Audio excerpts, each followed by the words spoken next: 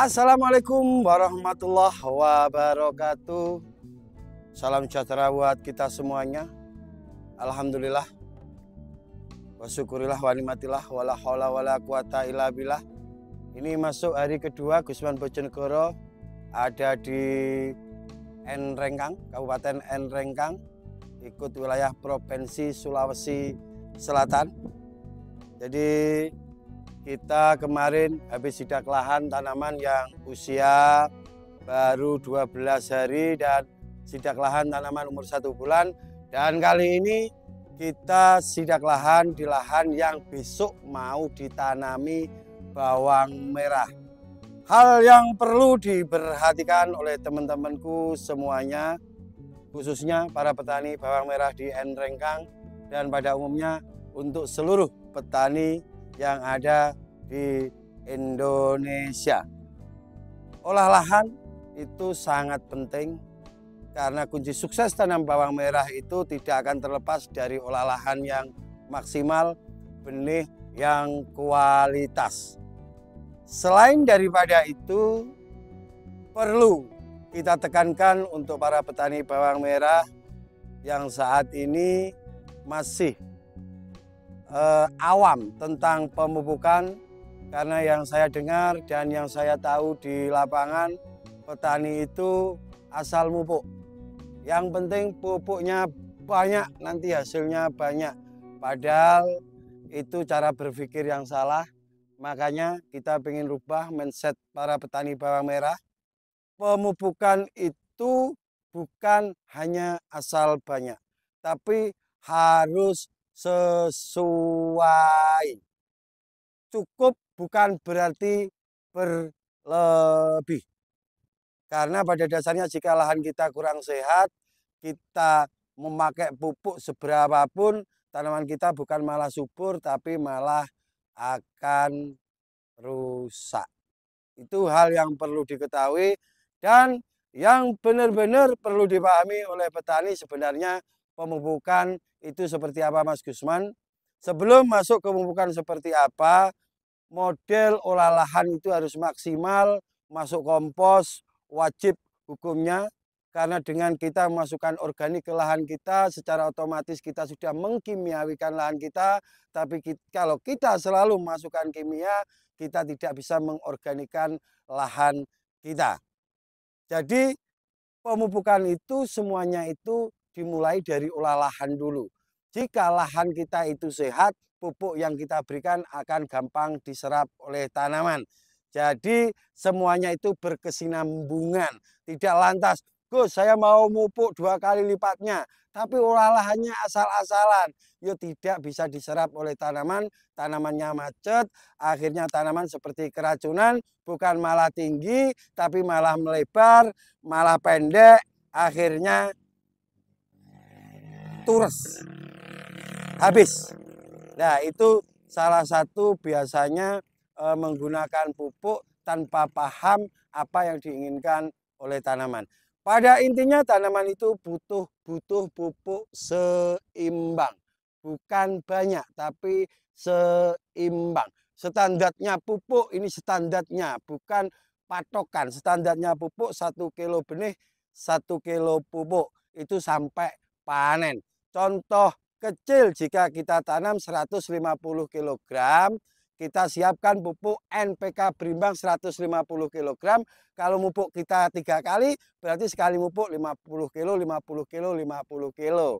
Itu intinya seperti itu. Dan untuk pola pemupukan sering saya bilang, jika lahan kita sudah standar, bedengan sudah jadi, olah lahannya sudah maksimal, pola pupuk yang paling bagus, apalagi kalau musim masih belum musim penghujan, itu polanya yang pertama 3-2-1. Pola 3-2-1 itu bagaimana, Mas Gusman?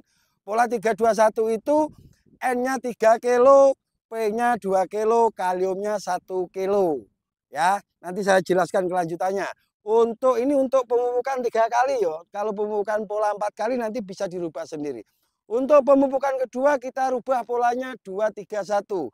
2 N-nya berarti N pupuk kedua dikurangi, P-nya ditinggikan menjadi 3 kilo, kaliumnya tetap 1 kilo.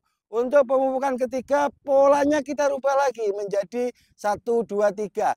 N kita kecilkan, fosfat kita turunkan sedikit, dan kalium yang kita tinggikan. Itu sesuai keinginan tanaman, memang seperti itu. Karena pada masa vegetatif, tanaman itu butuh pertumbuhan. N yang kita genjot. Setelah itu pembentukan batang fosfat kita masukkan, dan untuk pengumbian kalium yang kita tinggikan. Mas Gusman enak ngomong, kalau kita pakai pupuk NPK berimbang caranya gimana? Gampang. Yo dikira-kira. Kalau tanam benih 150 kg tadi, beli NPK berimbang 75 kg, pupuk tunggalnya 75 kg. N yang diwakili dari urea bisa beli 25. Fosfat tunggal bisa dari Belarusia, SP dan yang lain-lainnya, merek terserah. Beli 25 kilo. Kaliumnya bisa dari KCL, ZK, Kamas, dan yang lainnya, beli 25 kilo. Jadi pupuk NPK berimbangnya 75, pupuk tunggalnya 75, nanti disetting. Paling gampang nanti pemupukan pertama N-nya ditambahkan saat pemupukan pertama, untuk pemupukan kedua fosfat tunggalnya ditambahkan, untuk pemupukan ketiga kaliumnya ditambahkan. Itu lebih gampang, tapi dikira-kira sendiri untuk ukurannya. Karena ini petani banyak yang perlu diedukasi. Habis mupuk, keesokan harinya tidak subur tanamannya, bawa pupuk lagi. Tidak dilihat tanah saya ini sehat atau tidak. Jadi semuanya itu berkesinambungan. Jangan fokus ke salah satu merek atau fokus salah satu obat. Rata-rata petani kalau sudah dibilang tanam bawang merah pakai obat ini bagus, tidak mau pakai obat yang lain, padahal semua berkesinambungan. Harus ditunjang dengan obat yang lainnya. Seperti itu. Jadi kalau ada produk-produk baru, pakai ini ngurangi pupuk. Tidak bisa gitu, bro. Tidak lantas bisa ngurangi pupuk, bro. Semua butuh proses. Jadi, kalau ada yang bilang, Gusman, ini cukup pakai pupuk cair ini. Tidak perlu pakai pupuk, kita kurangi 50%, suburnya sama. Suruh datang ke tempatnya Gusman Bojonegoro. Semua itu butuh proses. Di mana jika lahan kita memang sudah bagus, olah lahannya, kita pupuk sedikit saja. Itu sudah luar biasa tanaman kita. Itu yang perlu diketahui, dan ini benar-benar harus saya tekankan ke semua petani bawang merah yang ada di Indonesia. Dan untuk yang lain-lainnya, ya kita harus belajar. Yang jelas sumur tidak harus ke timba. Mestinya timba yang harus mendatangi sumur. Kedatangan Gusman Bojonegoro ke sini sebagai timba. Saya mendatangi sumur di sini, sharing sama para petani bawang merah di sini. Tujuan kita belajar, dan terus belajar. Tetap pada slogan kita, berbagi akan mengurangi, ojo bosan untuk minta becek. Di sini kalau mau tanam, itu sprinklernya dinyalakan. Di samping kita sudah dinyalakan sprinklernya. Saya tak terbang ke sana. Nanti disut bos ya, sambil penutupan. Ke sini dong. Jadi biar terlihat. Iya, terbang Ki. Terbang. 1, 2, iya. Edit lah bos, sisete tepak aku terbang. Oke guys, di situ, ya.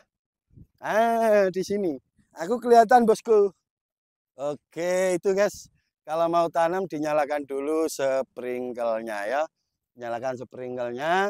Ini besok pagi kita tanam dan kita akan ke sini lagi. Habis ini insya Allah kita juga akan lihat Tanah Toraja. Habis itu balik ke Makassar, terbang lagi kita ke Palu, tepatnya di Sigi.